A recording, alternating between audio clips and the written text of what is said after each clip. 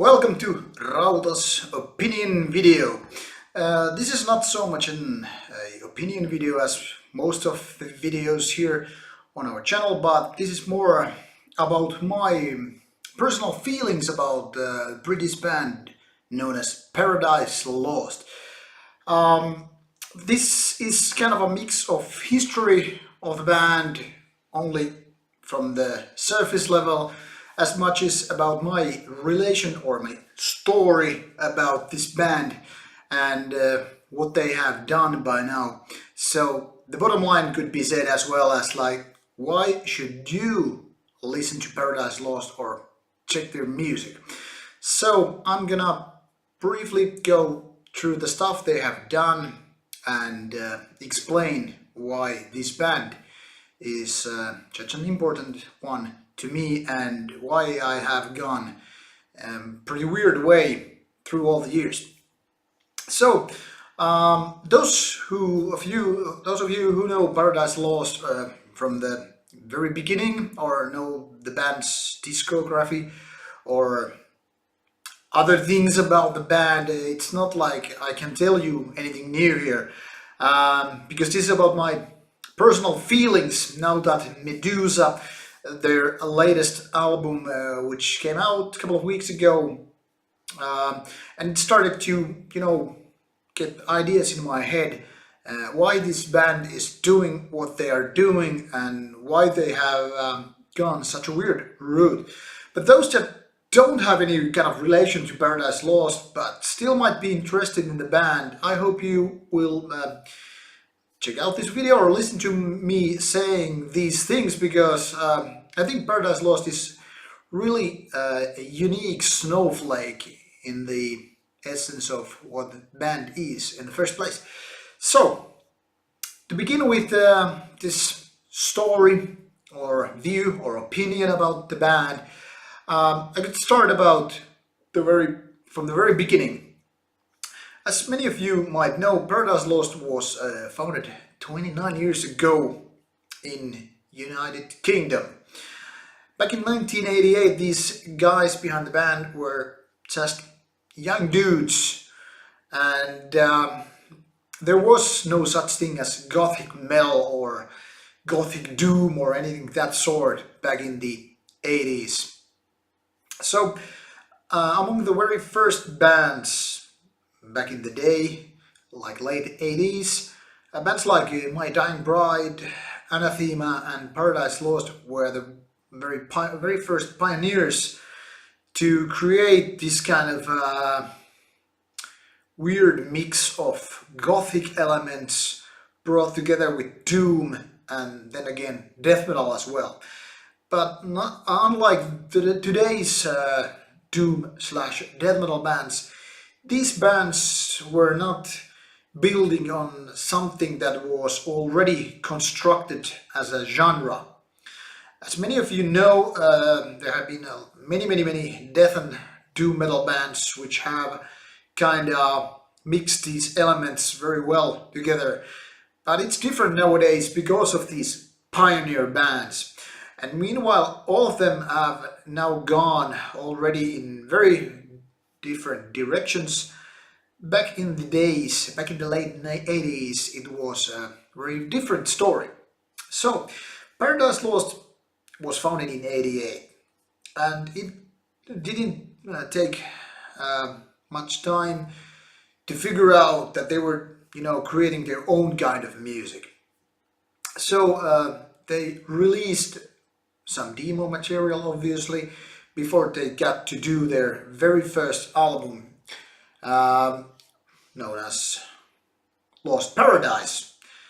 Curiously enough, considering that they were playing with this Milton book name, in order to create their own band name, but then again, they also kind of like put these words in different order to create their debut album. Fantastic story anyway. So it was 1990 when Lost Paradise came into being. Now let's jump to me for a brief moment. I was in a school 1993. I was barely 18 years old. I was doing commercial school and in a different city. And I had just recently got my very first real CD player. Back then it was just, normal to have a tape player and all that shit, maybe a vinyl player. But back then, I had moved on my own. I had my very first CD player. I was buying my very first CDs while I had student loan and, whatever. It was 1993 and I just had bought Icon, which came out in fall of, or maybe late summer. Anyhow, be it as it may, that was my first contact with the band. I probably should have known it before, but none of my friends back then who were listening to metal uh, had nothing to do with Paradise Lost. And curiously enough, I kind of fell in love with the band from the very beginning. And since I had only very few CDs, I was totally, almost constantly playing Icon with the very few other CDs I had back then. So, Icon became sort of a beacon of this newly found band.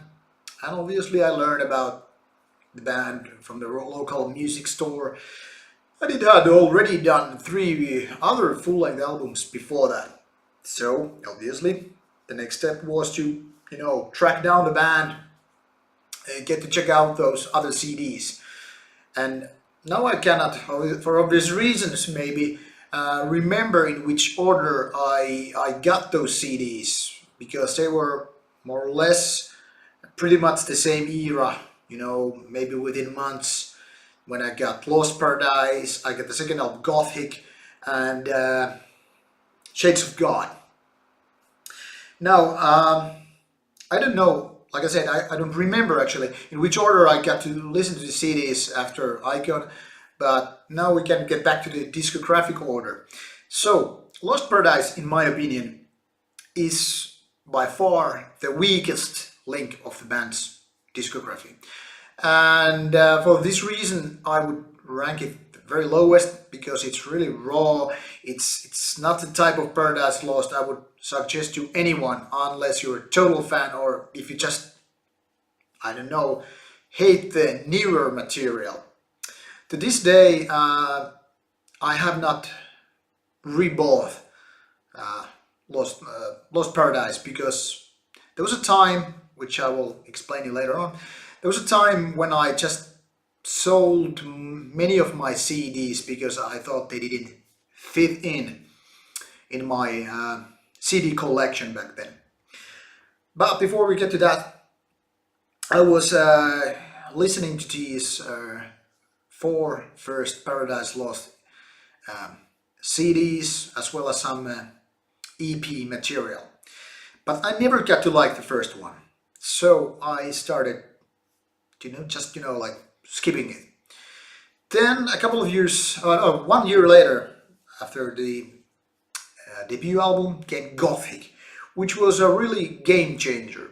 Not only it created a whole new sub-genre, obviously that wasn't known until like that day, but this sub-genre kind of created itself by having Gothic as the not only milestone, but more as the whole ground for this kind of dark death metal, which had this gothic element, doomy element, and this weird surrounding darkness. And gothic was something really, really different back then. And I think to this day, no other band has managed to create such an album. And I remember our first band back in '94. We were actually covering Eternal, the most memorable track on Gothic, which is then again covered by many other bands. We probably, luckily enough, didn't record the cover song, but anyway, it made such a huge impact that it was the song on the album. Anyway, Gothic was totally different than Lost Paradise. So Only about a year after that came Shades of God, which was yet again more progressive album. The songs were lengthier, it became more melodic, became more, how to put it, not more progressive, but kind of more evolved band in many ways. The sound, the production, it was way more clear. There was even more melodic or catchy elements. For example, As I Die, the hit song that turned into a video, which was already played uh, back in the 90s in Headbangers Ball and all that. It became clear that this band had lots of potential. They had lots of skill behind it, vision of sorts, and they were, evolving rapidly. Only a couple of years, and they had done three totally different albums. So then came '93, and Icon. Icon, which was a kind of a omen in itself because it became this kind of an iconic album in the sense of this kind of music, which wasn't anymore death metal at all, but it still had this really gothic vibe, this really dark and kind of a saddening vibe, and yet it had these kind of almost rockish elements, kind of a melodic metal mixed with this kind of doomy gothic stuff.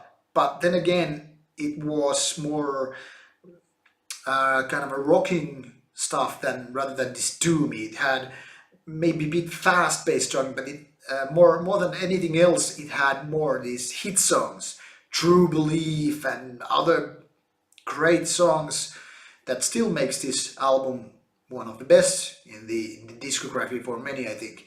And it was clear for me from the very beginning that this CD had no like weak tracks. It had no mediocre tracks. It was strong, solid release.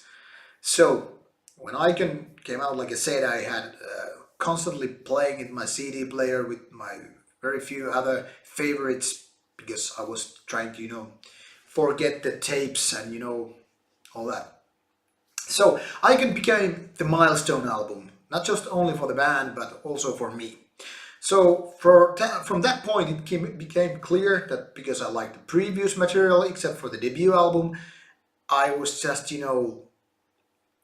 uh, hungry for more Paradise Lost. It was 1995 when Draconian Times came out. And this not only meant more polished version of Icon, because the songs were quite close to each other in the sense that whereas the four previous albums had, been separated from each other from birth, they were not like brothers or sisters. But Draconian Times and Icon felt like they came from the very same father. The mother was the same, but now this time the father also was the same. There was this band that had finally found what they were doing, and now just honing their stuff to become more polished, more strong feeling. And one of the most important factors is that this time they had a really good drummer, because now I must confess, I never liked the drummer on the first four albums, or three, because I think it was Icon when it was changed. Anyway, the Gothic album, for example, there's just so horrible drum fills that to this day I am having nightmares about this. It's horrible. It's like I can barely listen to this album anymore, even though there is better songs than Shades of God and all that stuff, but the drummer was horrible. So, Draconian Times, just showed a whole new kind of band. And this time it kind of felt that these guys are doing now what they can, what they are, found out to be their real mission, so to speak. Icon and Draconian Times, perfect couple. I remember having some of the EPs back in the day, Seals and stuff like that. And it felt great. But then something changed. It was partially because I ended going personally towards more darker and more extreme music, and suddenly I felt like this kind of nanny music, pussy music, whatever you want to call it, was just too sissy for me. I needed some more extreme. It had to be death metal, it had to be black metal, or both. But my brief history, Paradise Lost, was only gone in like 3 years. It was probably 96 or so, when I was still listening to Draconian Times, and it didn't feel right anymore. So I started kind of forgetting the band. And then came One Second in 1997. And for me, it didn't feel like the band I was listening to. Now I'm gonna skip personally, like 10 years forward, because I just, thought that this was me for Paradise Lost. Thank you for, all the times you have had, all the CDs. I think I mostly sold or, exchanged them to some other CDs or whatever. But I have no Paradise Lost feeling inside me anymore. So that was it, I thought. And then I think it was 2006, 2007, something like that, when I went for a bike ride. There wasn't nothing like weird or deep or big things happening inside me, but there was this moment I remember, our internet connection. Back then I was still living with a friend, kind of a bachelor apartment. So there was this thing that, I was playing some online game, and internet connection went down. So I thought it was a nice spring or summer day or whatever. I thought, fuck, I'll go for a bike ride. I took my MP3 player back then, no smartphones back then. And, for some weird reason, I don't know why, I just, loaded in some Paradise Lost, Icon and Draconian Times, I think.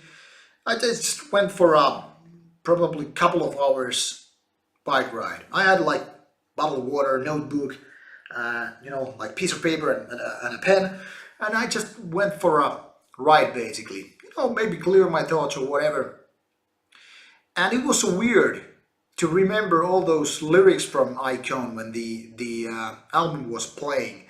It was as if I just, took like a memory lane back to these 1993, 1994, 1995 times, and I was like, oh shit, this is weird.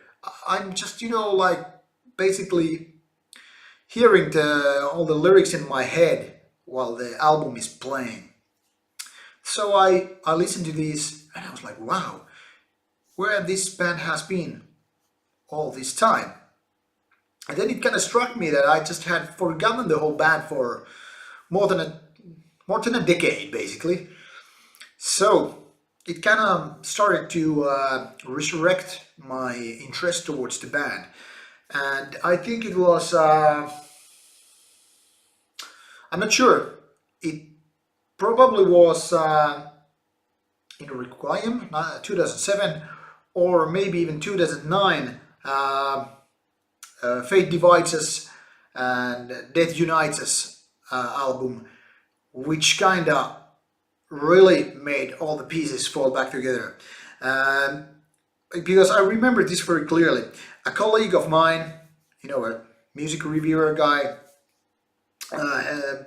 he gave, if I remember correctly, 10 out of 10 for this Fate Divides Us. And I remember checking out this really cool video. I don't remember now the song anymore, and I won't be, Googling it right now. But there was this video track, where this really sad woman was, getting her hair cut and all that stuff. It was so kind of depressive, so dark, so fucking heavy and so melancholic. And I was like, hell, this is the band I am, looking for. I had, like long past, got rid of this only death metal, black metal phase. And, I was suddenly, listening to more different kind of metal anyway. So I really like this video track, and I was impressed by this the review by my colleague that this is the stuff I wanna listen to. Then I kind of mentioned this on IRC to a friend on a chat, and he was like, forget that shit, check out In Requiem, that is the real shit. That is the, good old Paradise Lost. Even though being a new album back then, 2007. So yeah, like, what the fuck? Usually this friend of mine, even though we are rather good pals, our musical taste is like putting two, together and it won't mix. It's like our opinions differ so much. But In Requiem, to my surprise, it just blew my mind. It was like, fuck. This is like the Paradise Lost I was yearning for, but I didn't know it before back then. So In Requiem, I kind of fell in love again with the band, and this time it was more serious. It was more adult, so to speak, more mature. It wasn't like this teenage cherry, listening to Paradise Lost and just oh, piss off because I'm into black metal or whatever. So In Requiem became like an instant love hit, so to speak, for me. And this time I was bound to do what I was doing before, back then when I found Icon in 1993. So I started backtracking from the newest one to the previous ones I had just skipped. So I don't remember in which order. Once again, I think I went from the second newest back then to the earliest one, but whatever the order might be, doesn't matter now. So, like I said, I had been skipping the band since Draconian Times, and after that came once again in 1997. And should I have heard it properly in 1997, I probably would have thought that, yeah, this ain't my type of band anymore.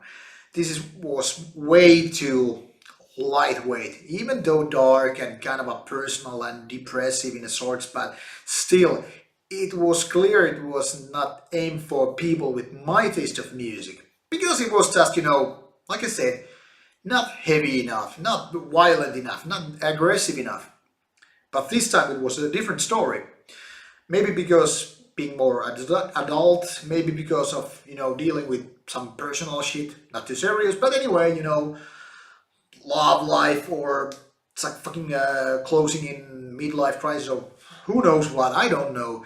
Anyway, this is the phase in life when you're like 30s or something and you are supposed to think like what I have become and what I should do and blah blah blah.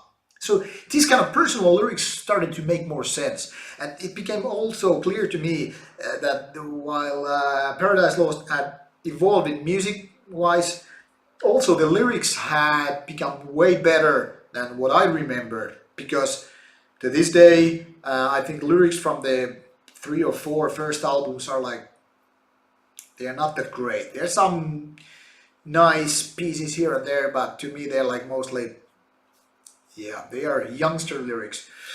After Draconian Times, or maybe beginning with Draconian Times, they started to make more sense. They started to have a more point. And with one second there are a couple of tracks which I'm totally like, this is it. Now they are talking. Now they are making music which is great again. And to my disappointment, the next album, Host, I know I must read it because I don't remember it. Host became 1999, and it was way too Depeche Mode-ish back then, and even this 10 years later, it became very tough pill to swallow. Later on, when I really kind of realized that I actually like Depeche Mode too, not the early 80s stuff because it's way too poppy, but the more darker stuff, Host started to make sense as well. I think it's way too often, dissed, like people like, oh shite, oh fucking Depeche Mode it is, oh pfft. But I disagree. And once I totally agree with Metal Archives in the sense that it's not slandered, it's not spat upon, it's actually quite well received in the sense that it's so different from the other albums. Host became clear it was kind of like this sidestep. It was when the band was totally off-roading, cutting their hair, become adult, forgetting or even denying their metal past or what. And I remember that was weird, kind of a shocking feeling, hear these guys which were not even not idols, but meaningful artists back then, like saying that, oh, we're metalheads, but no, we're not. We're doing this kind of a popish thing. Luckily enough, even though I said Host is not a bad album, it's actually quite good. Luckily enough, they got wiser and they got back on tracks. It was like this weird relationship with pop music and all those elements which I think didn't belong to Paradise Lost, and they got back on track. Lucky for us. So, Believe in Nothing came in 2001, and I think, while it's rather good album and Paradise Lost discography, it's kind of one of those middle grounders. It's clearly not their best album, but it's not the worst either. But it's one of those albums which I enjoy when I'm listening to it, but of which I don't have any, like personal favorites. So once again, a kind of an album that is like nice to listen to, but nothing memorable. I still have it on my CD shelf though, because it is, like I said, a good album. Then Symbol of Life, only a year later. Maybe a step forward, but not clearly where the potential was.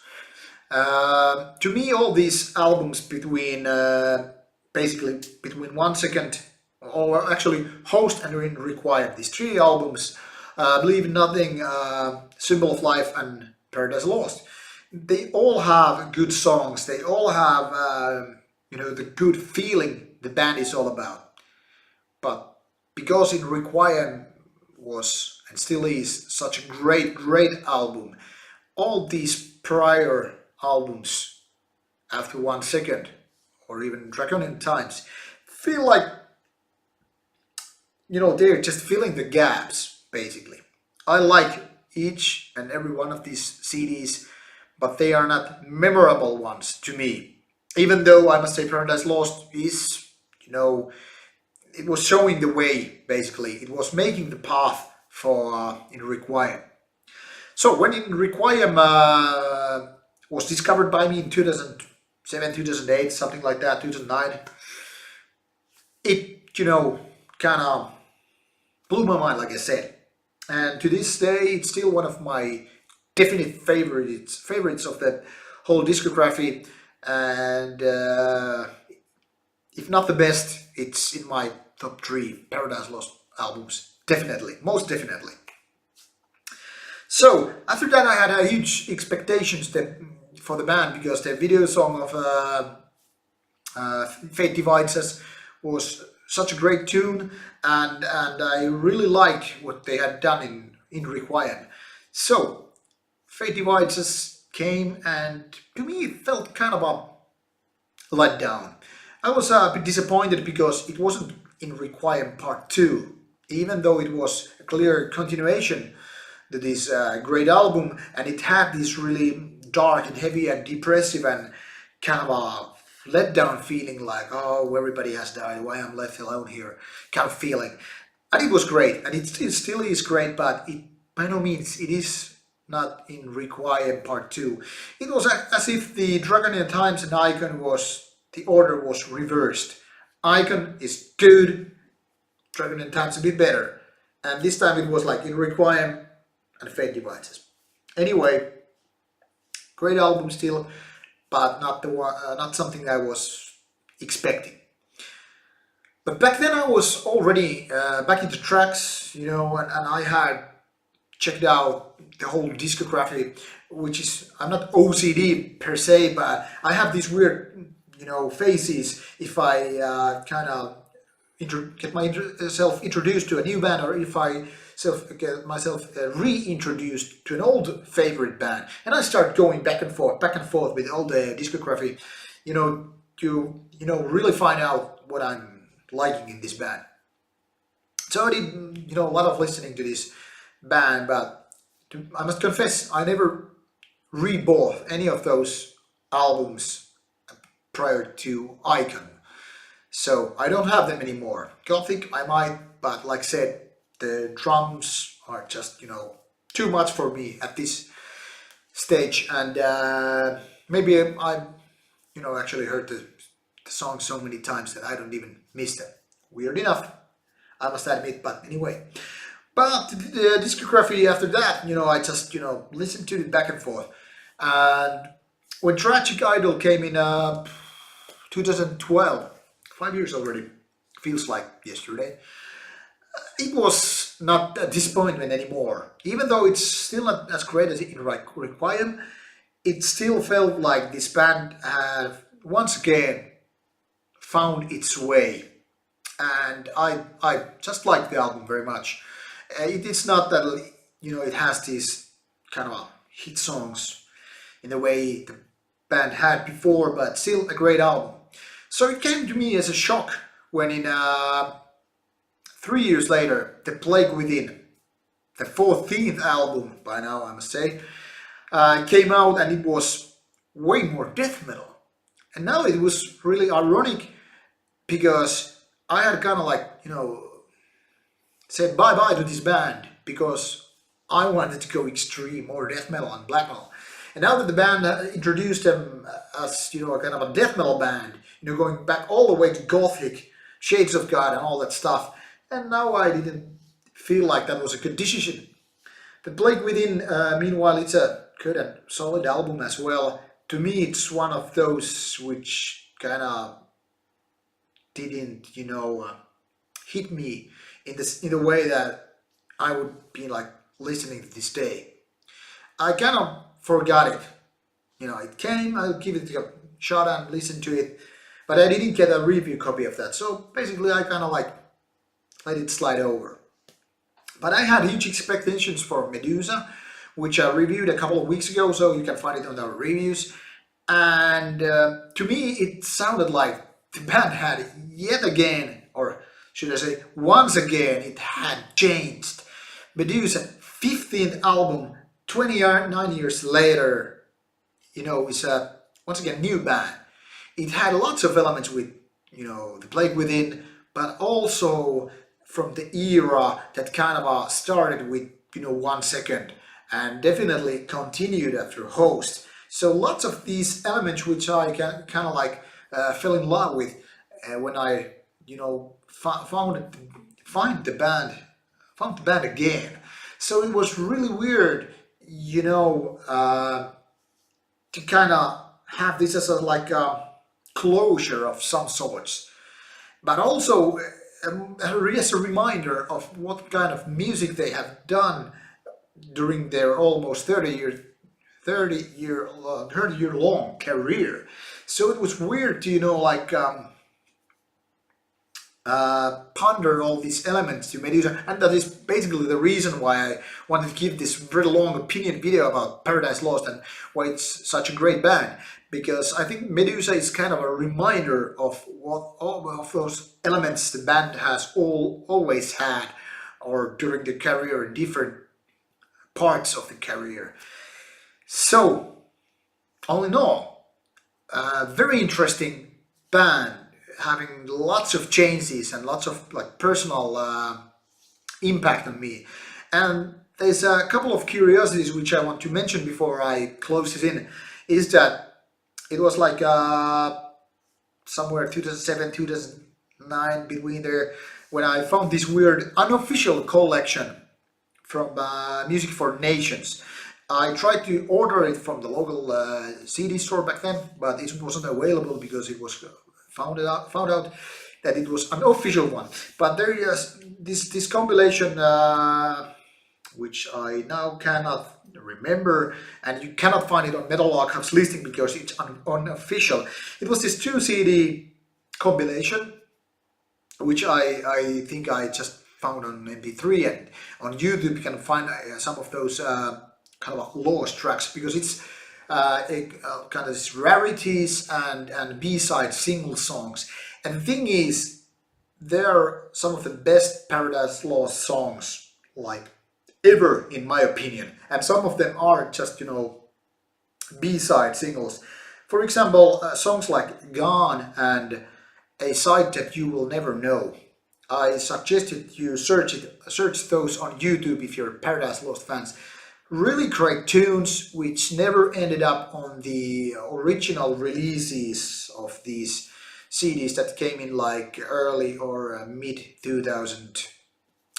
And I think some of them, well, they were like single B-sides, but for some reason they didn't release it just as such, only as like Japan export copies, or whatever special editions, and you might still find them, and also some other compilations. But if you like me have the kind of original CDs, and by original I mean like no bonus tracks, even though it's like a first or second pressing or whatever. If you like me have those on yourself, but you want to listen to these CDs without buying a compilation, I suggest you check out them on YouTube or whatever. Maybe you can find them on Spotify or stuff. I don't know. I haven't checked, but they're really great songs. So check them out, because these rarities should be on the CDs. It's so unfortunate that they got kind of left over. And another curiosity is that 4 members of 5 original ones are still in the band after 29 years. So there must be some weird ingredient in their beer, in UK. And curious enough, the band's drummer has changed quite a few times. And now that they have this young Finnish drummer, Valtteri Väyrynen, it's so funny that he's like 20 years younger than the other guys in the band, and they could basically be their like father or whatever. So it's so fun. Only the drummer has changed, but then again, musically they have changed a lot, and this is obviously thanks to their guitar players and vocalist. So great band, all in all. 15 albums, almost 30 years, and many compilations, live albums, demos, and whatnot, EPs, singles. So much stuff to check it out. So the final question would probably be, where would I start if I was new to Paradise Lost? As cliche as it may sound, I would say start with Medusa, because then you will find all the prior elements the band had and still has to this day from those various albums. And if you have already checked that out, but none of the others, then the question becomes tricky, because I don't know what kind of elements are you enjoying. If you like the death metal ones, try the Plague Within or something before Icon. If you are more on the softer side, maybe go with Draconian Times or even 1 Second. If you are somewhere mixed between, go for In Requiem. That's one of the best, if not the best, Paradise Lost album. So, the question is, what is your favorite Paradise Lost album and why? Leave your comments below on this YouTube channel or go on our Facebook page and tell me why. I'm curious and I want to know what kind of Paradise Lost fans we have out here. And thank you for watching. Subscribe if you have not done it so already. Thank you for watching, and listen to Paradise Lost. This is all from Rauta right now. Good night.